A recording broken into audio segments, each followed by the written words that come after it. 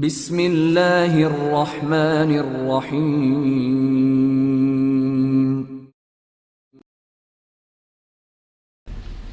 ہلاکت خیز عمران سیریز، مصنف ابن صفی۔ پہلا باب۔ جہاز پام کے درختوں سے گھرے ہوئے شہر دارالسلام پر چکر لگا رہا تھا۔ ہدایت کے مطابق مسافروں نے حفاظتی پٹیاں کس لی تھیں۔ ذرا اسی دیر میں جہاز دارالسلام کے ایئرپورٹ پر لینڈ کرنے والا تھا۔ جیمسن نے کنکھیوں سے ظفر الملک کی طرف دیکھا، جو بظاہر اونگ رہا تھا، لیکن حقیقتاً وہ بھی کنکھیوں سے اپنے برابر بیٹھی ہوئی یورپین لڑکی کو دیکھے جا رہا تھا۔ جیمسن نے ابھی تک یہ معلوم کرنے کی کوشش نہیں کی تھی آخر اتنے لمبے سفر کی زحمت کیوں گوارا کی گئی تھی۔ سیاحت کا تو سوال ہی پیدا نہیں ہوتا تھا، کیونکہ ظفر کی مالی حالت اس پر اظہر من الشمس کی تھی۔ پھر تنزانیہ کا سفر کیوں؟ لیکن اسے یہ ضرور معلوم تھا کہ دارالسلام کے سب سے بڑے اور مہنگے ہوٹل کلیمنجارو میں ان کا قیام ہوگا۔ وہاں 2 کمرے پہلے سے ریزرو کروائے جا چکے تھے، جن کا کرایہ 260 شلنگ یومیہ تھا، اور یہ بھی متوسط درجے کی بود و باش کے لیے تھا، ورنہ صرف قیام اور ناشتے کے لیے انہیں 121 شلنگ فی کس یومیہ خرچ کرنا پڑتا۔ بہرحال جیمسن اچھی طرح جانتا تھا کہ ظفر کی جیب اتنی بھاری نہیں تھی، لہذا اس کے علاوہ اور کچھ نہیں سوچ سکتا تھا کہ یہ عیاشی سرکاری ہی خرچ کی مرہون منت ہوگی۔ ان دنوں جیمسن بڑی خاموشی سے زندگی بسر کر رہا تھا، زیادہ تر پڑھتا رہتا، زبان میں زہریلا پن بھی نہیں تھا، خواہ مخواہ ہر ایک سے خوش اخلاقی برتنے کو دل چاہتا۔ وجہ یہ تھی کہ صوفیائے کرام کی زندگی زیر مطالعہ تھی اور اسے تزکیہ نفس کی سوجھی تھی۔ خوبصورت عورتوں کو گھورنا ترک کر دیا تھا، بیئر تک نہیں پیتا تھا، مونگ کی دال اور لوکی غذا ٹھہری تھی، دنیاوی تزکو احتشام کو حقارت سے دیکھنے لگا تھا۔ کبھی کبھی ظفر کو بغور دیکھتا تو اسے ایسا محسوس ہوتا جیسے وہ ایک بے بس چوپائے کی طرح اندھیرے میں ہاتھ پاؤں مار رہا ہو۔ کچھ دنوں پہلے آنکھوں میں ذہانت کی جو چمک نظر آتی تھی، اب وہی لا علمی کی بے بصارتی محسوس ہونے لگی تھی۔ وہ سوچتا یہ شخص کیا جانتا ہے؟ کچھ بھی تو نہیں، سرکس کے ایک اداکار کی طرح اپنے شب و روز گزار رہا ہے۔ ہنستا ہے تو اسے علم نہیں ہوتا کہ کیوں ہنس رہا ہے، اور ایسوں کو رونا نصیب کہاں ہوگا۔ روتے تو عقل والے ہیں، روتے ہوئے دنیا میں آتے ہیں اور زندگی بھر روتے رہتے ہیں۔ بہرحال ظفر الملک اس سفر کے دوران میں کئی بار کوشش کر چکا تھا کہ اس یورپین لڑکی کی توجہ کا مرکز بن سکے، لیکن کامیابی نصیب نہیں ہوئی تھی۔ جیمسن خاموش تماشائی بنا رہا تھا، ایک بار بھی اس مسئلے میں اظہار خیال کی ضرورت محسوس نہیں کی تھی۔ دراصل جیمسن کا خیال تھا کہ اس کے دل کی آنکھیں کھل گئی ہیں، لہذا اسے صرف لذت تماشا ہی تک محدود رہنا چاہیے۔ تفسیر وہ خود کر سکتا ہے، اس اداکار سے کیا پوچھے جو خود بھی نہیں جانتا کہ وہ کیا کر رہا ہے اور کیوں کر رہا ہے۔ تو جیمسن تصوف کی چند کتابیں پڑھ کر خود کو ایسا ہی صاحب حال سمجھنے لگا تھا۔ جہاز کے لینڈ کرتے ہی ذہن پر عجیب سا سناٹا طاری ہو گیا۔ یورپین لڑکی سیٹ سے اٹھی تھی اور ظفر حفاظتی پیٹیاں ہی کھولتا رہ گیا۔ وہ آگے بڑھ گئی اور جیمسن نے کہا، خود کو قابو میں رکھیے یور ہائنس، ضروری نہیں کہ اس کی اور آپ کی منزل ایک ہی ہو۔ اوہ، تم بولے تو؟ ظفر نے جھیپی ہوئی مسکراہٹ کے ساتھ کہا۔ میں نہیں، کوئی اور بولا تھا، جیمسن نے کہا۔ ربش، چلو آگے بڑھو، ظفر بولا۔ یورپین لڑکی نظروں سے اوجھل ہو چکی تھی۔ اپنی گھڑی گرینوچ مین ٹائم سے 3 گھنٹے آگے بڑھا لو، ظفر نے نکاسی کے دروازے کی طرف بڑھتے ہوئے کہا۔ زبانی یاد رکھوں گا، گھڑی کو نہیں چھیڑ سکتا، کیونکہ میری پیدائش گرینوچ مین ٹائم کے مطابق ہی ہوئی تھی۔ نو آفنس یور ہائنس، جیمسن نے کہا۔ ایئرپورٹ سے وہ ٹیکسی میں سٹی ڈرائیو کی طرف روانہ ہوئے۔ کلیمنجارو کی 10 منزلہ عمارت سٹی ڈرائیو پر ہی واقع تھی۔ ظفر الملک نے 2-3 گہری سانسیں لیں اور بولا، عجیب سی مہک ہے فضا میں، بالکل ہی نئی دنیا سی معلوم ہوتی ہے، اربوں سال پرانی۔ جیمسن برا سا منہ بنا کر بولا، کفن اور کافور کی وہ ہوگی۔ کیوں دماغ خراب کر رہے ہو میرا؟ ظفر جھنجھلا کر بولا۔ میں آپ کو نجات کے راستے پر لگانا چاہتا ہوں، جیمسن نے کہا۔ یہاں اتنی دور، خط استوا کے قریب، ظفر الملک بولا۔ ماحول کی تبدیلی سے بڑی مدد ملے گی، گھر پر شاید ممکن نہ ہوتا، جیمسن نے کہا۔ اچھا بس، میرے سر میں درد ہو رہا ہے، ظفر نے کہا۔ ایز یو پلیز، لیکن میں کیا پوچھ سکتا ہوں؟ کہ ہم اتنے مہنگے ہوٹل میں کیوں قیام کر رہے ہیں؟ جیمسن نے کہا، اپنی جیب سے نہیں کر رہے، جو کچھ کہا گیا ہے کرنا ہے، ظفر بولا۔ یہاں کون سی زبان بولی جاتی ہے؟ جیمسن نے پوچھا۔ سواحلی اور انگلش، ظفر بولا۔ آپ کو آتی ہے سواحلی؟ جیمسن نے پوچھا۔ نہیں، ظفر بولا۔ کاش مجھے آتی ہوتی، یہاں کے عوام سے گفتگو کر سکتا، جیمسن نے کہا۔ شکر ہے کہ وہ تمہاری بکواس سے محفوظ رہیں گے، ظفر نے کہا۔ لینگویج پلیز، جیمسن نے کہا۔ کلیمنجارو پہنچ کر ظفر الملک کی بانچیں کھل گئیں۔ عمارت کے سامنے ہی ایک عدد اولمپک سائز سوئمنگ پول نظر آ رہا تھا۔ بڑی پرفضا جگہ تھی، ساحل بھی کچھ زیادہ دور نہیں تھا۔ بڑی خوشگوار ہوا سمندر کی جانب سے چل رہی تھی، اور وہ عجیب سی مہک جو اس نے جہاز سے اترتے ہی محسوس کی تھی یہاں بھی برقرار تھی۔ سورج غروب ہونے والا تھا اور وہ 5ویں منزل پر اپنے کمروں میں پہنچے تھے۔ الگ الگ کمروں کی کیا ضرورت تھی اور ہائنس؟ جیمسن نے اعتراض کیا۔ میں نہیں جانتا، ریزرویشن میں نے نہیں کرایا تھا، ظفر بیزاری سے بولا۔ لیکن مجھے حیرت ہے کہ تم نے ابھی تک یہ معلوم کرنے کی کوشش نہیں کی کہ ہم یہاں پر کیوں آئے ہیں، ظفر بولا۔ دراصل مجھے آج کل دوسرے سوال نے الجھا رکھا ہے، جیمسن نے کہا۔ وہ کیا ہے؟ ظفر بولا۔ ہم دنیا میں کیوں آئے ہیں، جیمسن نے کہا۔ اچھا سوال ہے، اور اگر آئے ہی تھے تو جمن سے جیمسن کیوں ہو گئے؟ ظفر سر ہلا کر بولا۔ نو پرسنل اٹیک پلیز، جیمسن نے کہا۔ تیسرا سوال پیدا ہو گیا، یہ پرسنل چیز کیا ہے؟ ظفر اسے گھورتا ہوا بولا۔ کیا مطلب؟ جیمسن نے کہا۔ تصوف میں پرسنل کی کوئی گنجائش نہیں ہے، میں بھی پڑھتا رہتا ہوں۔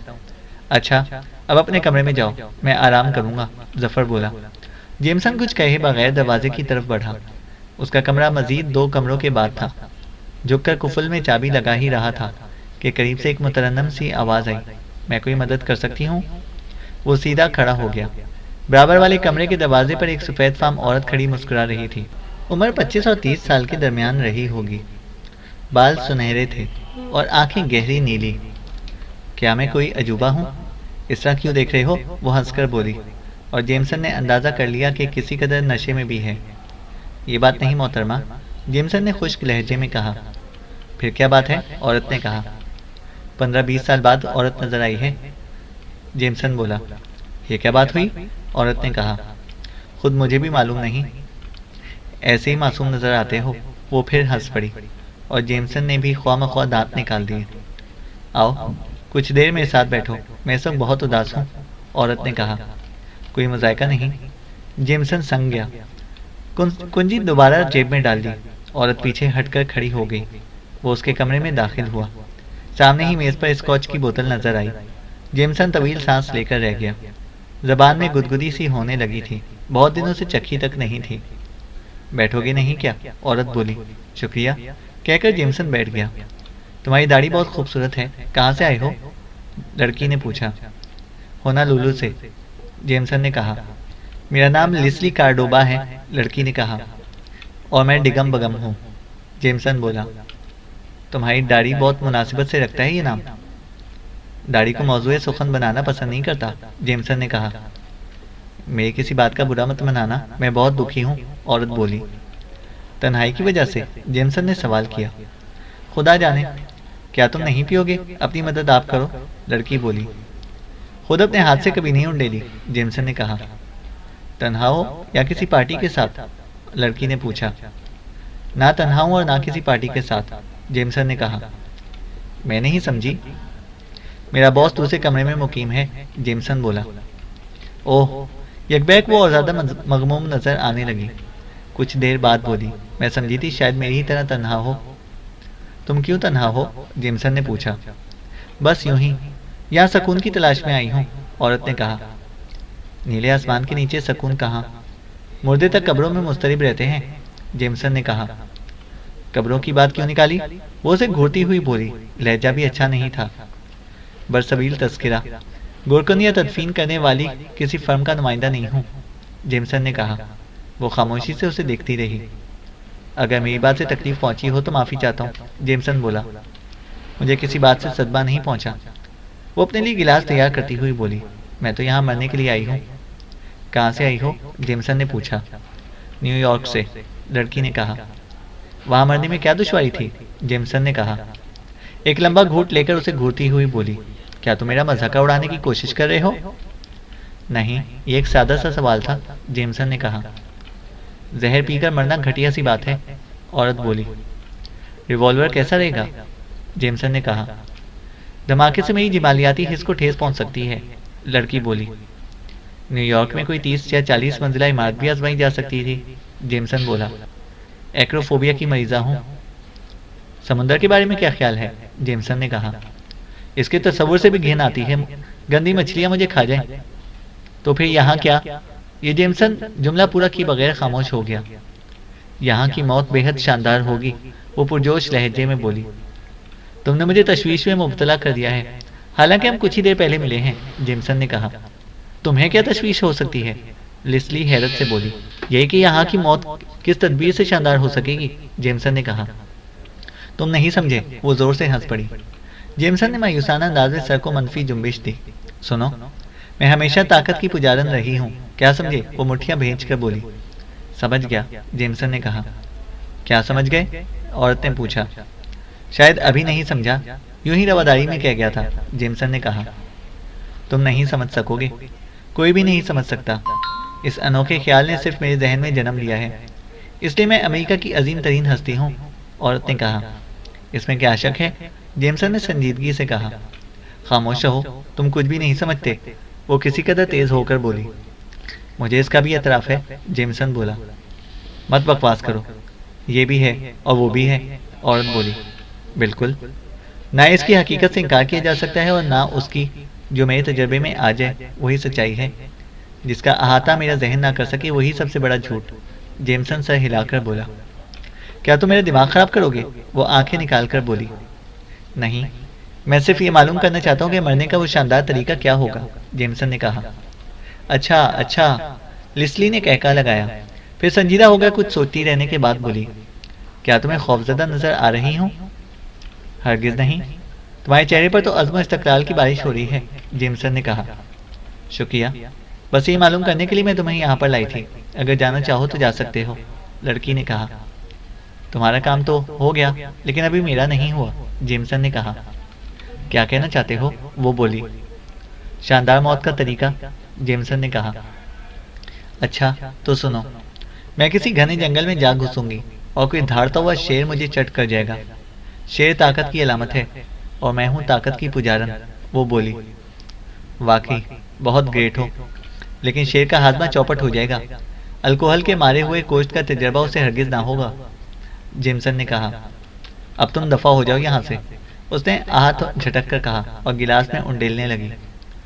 جنگل کی طرف روانگی کے وقت مجھے ساتھ لینا مت بھولنا، جیمسن نے کہا۔ کیوں؟ تمہیں کیوں ساتھ لے کر جاؤں گی؟ لڑکی نے کہا۔ تمہاری اور شیر کی تصویریں اتاروں گا، جیمسن نے کہا۔ Shut up and get out, وہ حلق کے بل چیخی اور جیمسن وہ کھلا کر کمرے سے باہر نکل آیا۔ عجیب چیز ہاتھ لگی تھی، اس نے سوچا کہ کیوں نہ ظفر الملک کو بھی اطلاع دے دی جائے، خاصے کی چیز معلوم ہوتی ہے یہ عورت بھی، کچھ دلچسپی ہی رہے گی۔ وہ تیزی سے اس کے کمرے کے سامنے پہنچا اور دروازے پر دستک دی۔ کم ان، اندر سے ظفر کی آواز سنائی دی۔ اس نے ہینڈل گھما کر دروازہ کھولا۔ ظفر آرام دہ کرسی پر نیم دراز سگریٹ پی رہا تھا۔ کیوں، کیا بات ہے؟ ظفر نے پوچھا۔ خودکشی کا ارادہ رکھنے والی عورت اردو میں کیا کہلائے گی؟ جیمسن نے بڑے ادب سے پوچھا۔ کیا بکواس ہے؟ ظفر بولا۔ بکواس نہیں، عورت ہے، کمرہ نمبر 103 میں خودکشی کرنے کے لیے نیو یارک سے آئی ہے۔ اس کے تئیں زہر پینا گھٹیا بات ہے، پستول کے دھماکے سے اس کی جمالیاتی حص کو ٹھیس لگے گی۔ کسی اونچی عمارت سے چھلانگ اس لیے نہیں لگا سکتی کہ ایکروفوبیا میں مبتلا ہے۔ سمندر اس لیے ناپسند ہے کہ گندی مچھلیاں اس کی لاش پر منہ ماریں گی، جیمسن نے کہا۔ تم جاتے ہو یا؟ ظفر بولا۔ لہذا اس نے فیصلہ کیا ہے کہ کسی گھنے جنگل میں جا گھسے جہاں کوئی چیتا یا شیر اسے پھاڑ کھائے۔ کہتی ہے کہ وہ ایک شاندار موت ہوگی، جیمسن نے کہا۔ اوہ، کمرہ نمبر کیا بتایا تھا؟ ظفر مستربانہ انداز میں اٹھ کھڑا ہوا اور اسے گھورتا ہوا بولا۔ 103، لیکن جیمسن ہکلا کر رہ گیا۔ میرے ساتھ آؤ، ظفر دروازے کی طرف جھپٹا۔ سچ مچ ہی جیمسن بوکھلا گیا تھا، اس قسم کے کسی رد عمل کا وہم و گمان بھی نہیں تھا۔ بہرحال وہ ظفر کے پیچھے پیچھے کمرہ نمبر 103 تک پہنچا۔ یہی ہے نا؟ ظفر نے مڑ کر آہستہ سے پوچھا۔ ہے تو یہی، جیمسن اسے پرتشویش نظروں سے دیکھتا ہوا بولا۔ اس کا یہ رویہ سمجھ میں نہیں آیا تھا۔ وہ تو اسے صرف ایک عجوبہ عورت کی موجودگی کی اطلاع دینا چاہتا تھا. اس کا تصور بھی نہ کر سکتا تھا کہ اس کے بارے میں سنتے ہی اس طرح اس کی جانب دوڑ پڑے گا. ظفر نے دروازے پر دستک دی. کم ان. اندر سے آواز آئی. ظفر نے ہینڈل گھما کر دروازہ کھولا. وہ سامنے ہی کھڑی تھی. ظفر کے پیچھے جیمسن کو دیکھ کر دھاڑی. تم پھر آ گئے؟ میرے باس کو بھی تمہاری زیارت کرنا چاہتے تھے، جیمسن جلدی سے بولا. اور ظفر نے آگے بڑھ کر کہا، شیر دانتوں کو برش نہیں کرتا. اوہ. لیسلی کارڈوبا نے طویل سانس لی، مسکرائی اور آگے بڑھ کر مسافہ کرتی ہوئی بولی، تم سے مل کر خوشی ہوئی، لیکن کیا اس داڑھی والے کی موجودگی ضروری ہے؟ میرا اسسٹنٹ ہے، ظفر بولا. میری دانست میں اس کی موجودگی ضروری نہیں ہے، لیسلی نے کہا. تم اپنے کمرے میں جاؤ، ظفر مڑ کر جیمسن سے بولا، اور جیمسن کی کھوپڑی ناچ کر رہ گئی. کیا خوب. زیارت ہی نہیں، شاید قوالی بھی ہونے والی تھی. لیکن کیا بات ہوئی؟ وہ اسی جگہ کھڑا متحیرانہ انداز میں پلکیں جھپکاتا رہا. آخر ظفر نے اسے باہر دھکیل کر دروازہ بند کر دیا. ٹھیک اسی وقت اسے راہداری میں کسی کو ہنستے سنا. بھنا کر پلٹا. یہ ایک سیاہ فام آدمی تھا. جیسے ہی جیمسن سے نظر ملی خاموش ہو گیا، لیکن مسکراہٹ بدستور قائم رہی. پھر اس نے اشارے سے جیمسن کو اپنی طرف بلایا. جیمسن آہستہ آہستہ آگے بڑھا. یہ سیاہ فام آدمی بھی ایک کمرے ہی سے برآمد ہوا تھا. میں 3 دن سے دیکھ رہا ہوں، وہ آہستہ سے بولا. ہر ایک سے ایسے ہی برتاؤ کرتی ہے، خود ہی بلا کر کمرے میں لے کر جاتی ہے اور پھر دھکے دے کر نکال دیتی ہے. تمہیں بھی تجربہ ہو چکا ہے؟ جیمسن نے پوچھا. تبھی تو کہہ رہا ہوں، لیکن ابھی تک اسے کسی جنگل کا رخ نہیں کیا، یہیں دھری ہے، وہ بولا. اوہ، لیکن تمہیں کیوں باہر نکال دیا تھا؟ جیمسن نے پوچھا. میں سمجھ ہی نہ سکا. میں تو اسے یہ سمجھانے کی کوشش کر رہا تھا کہ مایوسی وقتی چیز ہے، بادلوں کی طرح ذہن پر چھاتی ہے، پھر مطلع صاف ہو جاتا ہے. لیکن وہ بفر گئی اور مجھے کمرے سے نکال دیا. تم نے کیا کہا تھا؟ میں نے کہا تھا کہ شیر کا ہاضمہ خراب ہو جائے گا، تمہارا گوشت الکوہلک ہو گیا ہے. سیاہ فام آدمی نے زور سے کہکا لگایا اور بولا. ستم ظریف معلوم ہوتے ہو، یا پھر تم بھی نشے میں ہو، وہ بولا. تنہا پیتی رہی تھی، مجھے آفر نہیں کی تھی، جیمسن نے کہا. کہاں سے آئے ہو؟ سیاہ فام نے پوچھا. ہونالولو، جیمسن نے کہا. بزنس؟ نہیں، تفریحاً، جیمسن نے کہا. میرا نام مسومہ ہے، سیاہ فام نے کہا. جیمسن کہتے ہوئے اس نے مسافہ کیا اور مسومہ نے اسے اپنے کمرے میں آنے کی دعوت دی. شکریہ، ضرور، مجھے دوستوں کی ضرورت ہے، جیمسن نے کہا. لیکن میں تمہیں شراب آفر نہیں کر سکوں گا، مسومہ کرسی کی طرف اشارہ کر کے بولا. مسلم ہوں. میں بھی نہیں پیتا، میں بھی صوفی ہوں، جیمسن نے کہا.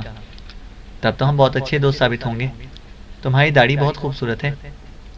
اس عورت نے بھی یہی کہا تھا اور پھر کمرے سے نکال دیا تھا، جیمسن نے کہا. ارے نہیں، مسومہ ہنس پڑا. تو وہ 3 دن سے یہاں ہے، جیمسن نے کہا. ہاں، میں اس سے پہلے مقیم ہوں. زنجبار میں میرا بزنس ہے، آتا جاتا رہتا ہوں، مسومہ بولا. تصوف سے دلچسپی ہے؟ جیمسن نے سوال کیا. میری 4 بیویاں ہیں، اس لیے کسی 5ویں چیز سے دلچسپی لینے کا سوال ہی پیدا نہیں ہوتا، مسومہ بولا. جیمسن نے اسے آنکھیں پھاڑ کر دیکھا. اس نے بھی اسے محسوس کر لیا اور ہنس کر بولا. کیوں؟ کیا بات ہے؟ اکٹھی 4 بیویاں کر لیں، جیمسن نے کہا. پھر اور کیا کرتا؟ کوئی گیم وغیرہ بھی تو نہیں کھیلتا، مسومہ بولا. آخر بزنس کے لیے کیسے وقت نکال لیتے ہو؟ جیمسن نے کہا. بزنس تو ہوتا ہی رہتا ہے، مسومہ بولا. کمال ہے. ایک میں ہوں کہ اسی فکر میں مرا جا رہا ہوں کہ کہیں شادی نہ ہو جائے، جیمسن بولا. ہائے، تو کیا تمہاری شادی نہیں ہوئی؟ مسومہ اچھل پڑا. نہیں، ایک بھی نہیں، جیمسن نے کہا. یہ تو اچھی بات نہیں ہے، مسومہ نے پرتشویش لہجے میں کہا. میرے لیے اچھی ہے، جیمسن نے کہا. میں تمہاری آنکھوں میں مایوسی اور بے بسی دیکھ رہا ہوں. ذرا اپنا داہنا ہاتھ تو آگے بڑھانا، مسومہ بولا. میں پامسٹری پر یقین نہیں رکھتا، جیمسن نے کہا. تمہیں یقین آ جائے گا جب تمہیں پچھلی زندگی کے بارے میں بتاؤں گا، سیاہ فام مسومہ بولا. تم کیسے مسلم ہو کہ پامسٹری پر یقین رکھتے ہو؟ جیمسن نے کہا. او ہاں، سچی بات تو یہی ہے، لیکن یہ ایک علم ہے، اسلامی نقطۂ نظر سے دریا برد کر دیا جانے والا علم، جیمسن نے کہا. تم اسلام کے بارے میں خاصی معلومات رکھتے ہو، مسومہ بولا. کیوں نہ رکھوں، میں بھی مسلم ہوں، جیمسن نے کہا. تو پھر یہ جیمسن، اس سے کوئی فرق نہیں پڑتا، تم بھی تو مسومہ ہو، یہ عربوں کا سا نام تو نہیں ہے، جیمسن نے کہا. تم تو قائل ہی کر دیتے ہو، زنجبار میں میری پامسٹری دانی کی دھوم ہے، اب میں کیا کروں گا؟ معصومہ نے کہا۔ جیمسن کچھ نہ بولا، مسلسل اس امریکی عورت کے بارے میں سوچے جا رہا تھا، اور پھر ظفر کا رویہ تو، لیکن ظفر کا رویہ ہی کیوں؟ وہ تو خود اسی عورت نے اسے روکا تھا۔ پوری سچویشن اسے یاد آ گئی۔ ظفر نے یہی تو کہا تھا کہ شیر دانتوں میں برش نہیں کرتا۔ اس پر وہ بری طرح چونکی تھی، اور پھر خود جیمسن کو وہاں نہیں ٹھہرنے دیا گیا تھا۔ شیر دانتوں کو برش نہیں کرتا، یہ کیا بات ہوئی؟ تم کیا سوچنے لگے؟ کافی منگواؤں؟ معصومہ نے کہا۔ کوئی مذائقہ نہیں؟ ہاں، کیا وہ عورت تنہا ہی ہے؟ اس کا خیال دل سے نکال دو، مجھے تو وہ پاگل ہی معلوم ہوتی ہے، معصومہ نے کہا۔ پاگل پن ہی کی وجہ سے تو اس میں دلچسپی لے رہا ہوں، جیمسن نے کہا، لیکن میں تمہیں یہی مشورہ دوں گا کہ اس سے دور رہو۔ اب تک کئی آدمیوں کو اپنے کمرے میں لے جا کر باہر نکال چکی ہے، معصومہ نے کہا، اور معصومہ نے فون پر روم سروس سے کافی طلب کی۔ یہاں دارالسلام کی فضا میں عجیب سی خوشبو محسوس ہوتی ہے، جیمسن نے کہا۔ اوہو، خوشبوؤں کا تجربہ کرنا ہے تو میرے ساتھ زنجبار چلو۔ ہواؤں نے لونگ کی خوشبو ہر وقت رچی بسی رہتی ہے، بس ایسا لگتا ہے جیسے تم مثالوں کے جزیرے میں داخل ہو گئے ہو۔ یہاں سے صرف 20 منٹ کی فلائٹ ہے، لیکن وہاں تمہیں نیم اڑیاں یا شیشے جیسا لباس پہننے والی عورتیں نظر نہیں آئیں گی۔ ہم لوگ اس کا سختی سے نوٹس لیتے ہیں۔ سفید فام عورتوں کو بھی اپنا پورا جسم ڈھکنا پڑتا ہے، معصومہ نے کہا۔ تب پھر وہاں جانے سے کیا فائدہ؟ جیمسن نے مایوسانہ لہجے میں کہا۔ ابھی تو بہت زور و شور سے مسلم بن رہے تھے، معصومہ بولا۔ دنیا کے دوسرے مسلموں سے مختلف نہیں ہوں، جہاں اپنے نفس کو ذبح کرنا پڑتا ہے، وہاں ہم اسلام کا نام ہی نہیں لیتے، جیمسن نے کہا۔ یہ تو کوئی بات نہ ہوئی، معصومہ بولا۔ بات ہو یا نہ ہو، ہوتا یہی ہے، جیمسن نے کہا۔ خیر، تو ہم زنجبار کی بات کر رہے تھے، معصومہ بولا۔ فرصت ملی تو زنجبار بھی دیکھ لیں گے، جیمسن نے کہا۔ فرصت کی بات کرتے ہو؟ ارے تفریحی کے لیے تو آئے ہو، معصومہ نے حیرت سے کہا۔ جہاں عورتیں پورا لباس پہنتی ہوں وہاں تفریح کا سوال ہی پیدا نہیں ہوتا، جیمسن بولا۔ امریکی تہذیب کے مارے ہوئے لگتے ہو، معصومہ نے کہا۔ بیچارہ امریکہ مفت میں بدنام ہے۔ ارے اسپورٹس اور اولمپک کے نام پر عورت کا ننگا پن عالمی تہذیب بن چکا ہے، جیمسن نے کہا۔ اب شاید تم سیاست پر اتر آؤ گے، میں اپنے الفاظ واپس لیتا ہوں، معصومہ بولا۔ اتنے میں روم سروس کا ویٹر کافی لے کر آیا، اور بات خود بخود ختم ہو گئی۔ وہ کافی پیتے رہے، پھر اچانک باہر شور سنائی دیا۔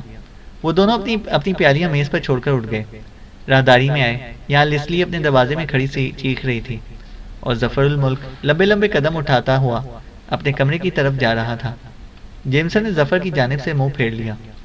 احمق، الو، غیر مہذب، لیسلی چیخے جا رہی تھی۔ کسی میں اتنا سلیقہ نہیں ہے کہ دکھی لوگوں کا دل رکھ سکے۔ پھر اس نے زوردار آواز کے ساتھ دروازہ بند کیا۔ کئی اور لوگ بھی اپنے کمروں سے نکل آئے۔ تمہارے بعد اور کوئی بیوقوف بھی پھنسا تھا، معصومہ نے جیمسن سے کہا۔ چلو کافی ختم کریں۔ یورپ میں سمجھ میں نہیں آ رہی، جیمسن بڑبڑایا۔ وہ پھر کمرے میں واپس آ کر کافی پینے لگے۔ معصومہ نے کہا، مگر سوال یہ ہے کہ وہ کب جائے گی؟ کسی شیر سے ملاقات کو؟ کسی چکر میں ہے، جیمسن نے کہا۔ کیا چکر ہو سکتا ہے؟ معصومہ بولا۔ جیمسن کچھ نہ بولا۔ وہ سوچا تھا کہ شیر کے دانتوں میں برش کرنے کی کوشش نے کوئی دوسرا رخ تو نہیں اختیار کر لیا۔ وہ جلد سے جلد ظفر الملک تک پہنچنا چاہتا تھا۔ کافی ختم کر کے اٹھتا ہوا بولا، اچھا دوست، بہت بہت شکریہ، پھر ملاقات ہوگی۔ زنجبار چلنے کے بارے میں سوچنا، معصومہ نے مسافہ کرتے ہوئے کہا۔ ضرور ضرور، جیمسن نے کہا۔ وہ معصومہ کے کمرے سے نکل کر تیر کی طرح ظفر کے کمرے کی طرف گیا۔ دروازے پر دستک دی۔ آ جاؤ، اندر سے آواز آئی۔ ظفر اسے دیکھ کر مسکرایا۔ جیمسن دروازے کے قریب ہی کھڑا اسے عجیب سی نظروں سے دیکھتا رہا۔ کیا بات ہے؟ ظفر نے کہا۔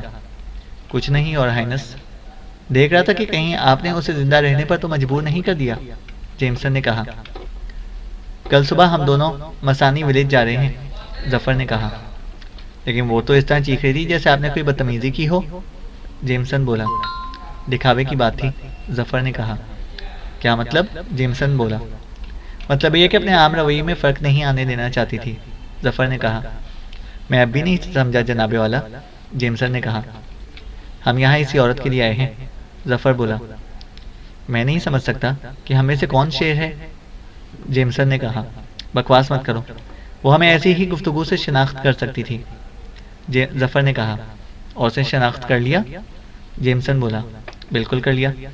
کیا تمہیں یاد نہیں کہ میں نے شیر کے دانتوں اور برش کا حوالہ دیا تھا؟ ظفر نے کہا۔ اس ملاقات کے لیے یہی جگہ کیوں منتخب کی گئی؟ جیمسن بولا۔ یہاں میں ایک آدمی کی تلاش کرنا ہے۔ ظفر بولا۔ وہ عورت ہے کون اور کہاں سے آئی ہے؟ جیمسن نے پوچھا۔ میں نہیں جانتا، اور اسے بھی علم نہ ہونا چاہیے کہ ہم کون ہیں اور کہاں سے آئے ہیں۔ ظفر نے کہا۔ اتنی رازداری؟ لیکن میں تو اسے بتا چکا ہوں۔ کیا بتا چکے ہو؟ ظفر چونک کر بولا۔ یہی کہ وطن مالوف ہونا لولو ہے۔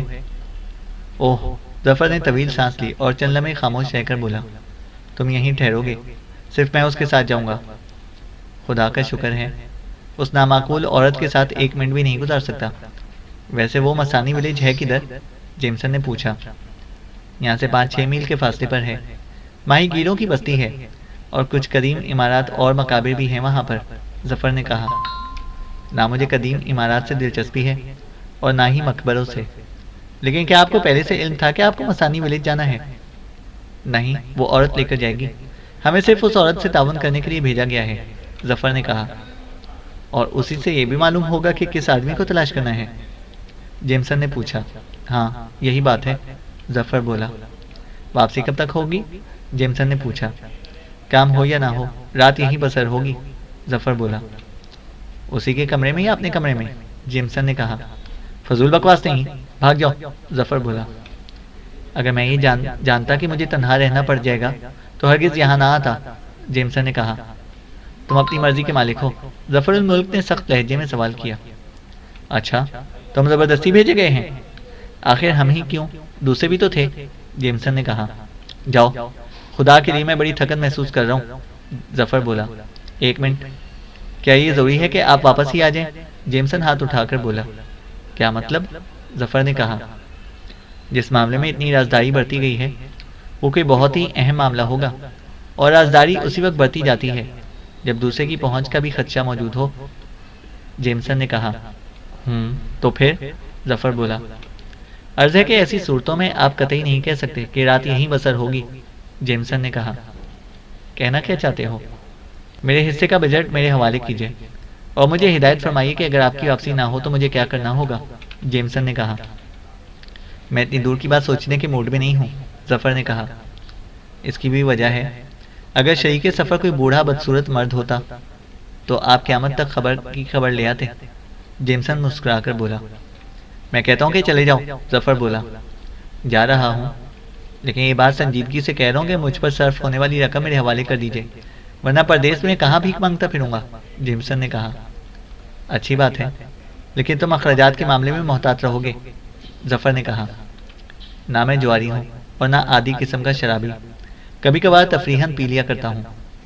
ادھر جب سے تصوف میں پڑا ہوں بیئر تک نہیں پی، محض مستی وجود پر قناعت کر رہا ہوں، جیمسن نے کہا۔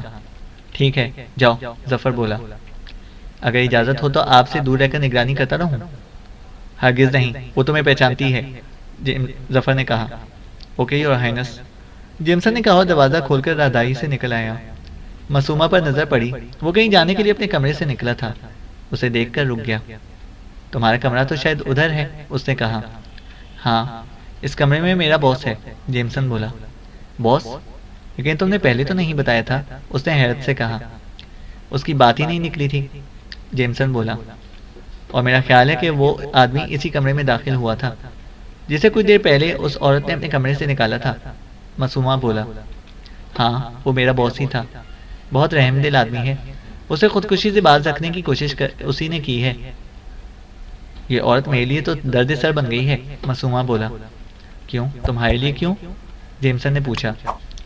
کسی انتظار میں یہاں مقیم ہوں کہ اس کا حشر دیکھ لوں، ورنہ بے حد مصروف آدمی ہوں، معصومہ بولا۔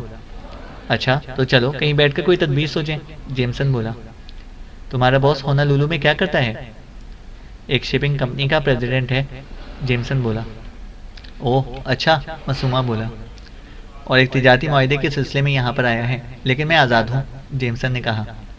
یہ بڑی اچھی بات ہے، تب تو تم زنجبار چل سکو گے، معصومہ بولا۔ ہو سکتا ہے، میں بھی ذرا آسمان دیکھنا چاہتا ہوں، لیکن کہاں جاؤں، جیمسن نے کہا۔ میرے ساتھ چلو، میں باہر ہی جا رہا تھا، معصومہ نے کہا۔ جیمسن نے سوچا کہ موقع اچھا ہے، نکل بھاگے۔ وہ گراؤنڈ فلور پر پہنچے، معصومہ بہت خوش معلوم ہوتا تھا۔ جیمسن نے محسوس کیا جیسے ساری خوشی اس طرح مل بیٹھنے ہی کی ہو۔ معصومہ کے انداز سے یہی مترشح ہوتا تھا۔ آج کی رات کو ہم یادگار بنا دیں گے، تم میرے مہمان ہو، معصومہ نے کہا۔ بہت بہت شکریہ، میں خوش قسمت ہوں کہ ایک اجنبی دیش میں اچانک اتنی ڈھیر ساری محبت مل گئی، جیمسن نے کہا۔ زانا کی اسٹریٹ میں زنجبار گیسٹ ہاؤس ہے، پہلے وہیں چلتے ہیں، وہاں مرغ بہت شاندار پکتا ہے، پھر وہاں سے کہیں اور چلیں گے، میری گاڑی بھی وہیں ہے، معصومہ نے کہا۔ جہاں دل چاہے لے چلو، میں تو دنیا دیکھنے نکلا ہوں، جیمسن نے کہا۔ اندھیرا پھیل گیا تھا اور دارالسلام رنگا رنگ روشنیوں سے جگمگانے لگا تھا۔ وہ ایک ٹیکسی میں زانا کی اسٹریٹ کی طرف روانہ ہو گئے۔ چینل کو سبسکرائب کریں اور بیل آئیکن کو پریس کریں تاکہ ہماری ہر اپڈیٹ آپ کو بر وقت مل سکے۔